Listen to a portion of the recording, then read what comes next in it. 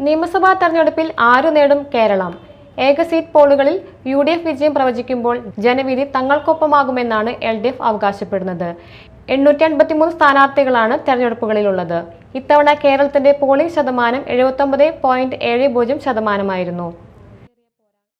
മാസങ്ങൾ നീണ്ട പ്രചാരണങ്ങൾക്കും വാശിയേറിയ പോരാട്ടങ്ങൾക്കും ശേഷം സംസ്ഥാനത്തെ ഭരണചക്രം ആര് തിരിക്കുമെന്ന് അറിയാൻ ഇനി മണിക്കൂറുകൾ മാത്രം ബാക്കി. നാളെ രാവിലെ 8 മണി മുതൽ വോട്ടെണ്ണൽ ആരംഭിക്കും.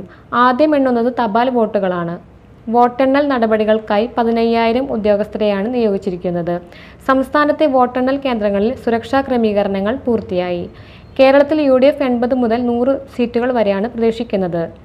എക്സിറ്റ് പോളുകളും UDFന് 90-ന് മുകളിൽ സീറ്റുകൾ പ്രവചിക്കുന്നുണ്ട്. അതേസമയം LDF 70-75 സീറ്റുകളും NDA 2 സീറ്റുകൾ വരെയുമാണ് ലക്ഷ്യമിടുന്നത്. ഭരണവിരുദ്ധ തരംഗമുണ്ടായാൽ 100 സീറ്റുകൾ വരെ നേടി അധികാരം പിടിക്കാമെന്ന ആത്മവിശ്വാസത്തിലാണ് UDF ക്യാമ്പ്. എന്നാൽ ജനങ്ങൾ തങ്ങൾക്കൊപ്പം നിൽക്കുമെന്നും തുടർഭരണം ഉറപ്പാണെന്നുമാണ് LDF വ്യക്തമാക്കുന്നത്. BJPയെ സംബന്ധിച്ചിടത്തോളം ഒരു സീറ്റിലെങ്കിലും വിജയിക്കുക എന്നത് അഭിമാന പ്രശ്നമാണ്. എക്സിറ്റ് പോൾ ഫലങ്ങൾ UDFന് അനുകൂലമായത് പ്രതിപക്ഷ നിരയിൽ വലിയ ആവേശം പകർന്നിട്ടുണ്ട്. നാളെ രാവിലെ 8 മണിക്ക് ആദ്യ സൂചനകൾ പുറത്തുവരുന്നതോടെ കേരളത്തിന്റെ രാഷ്ട്രീയ ചിത്രം വ്യക്തമാകും. News desk media time.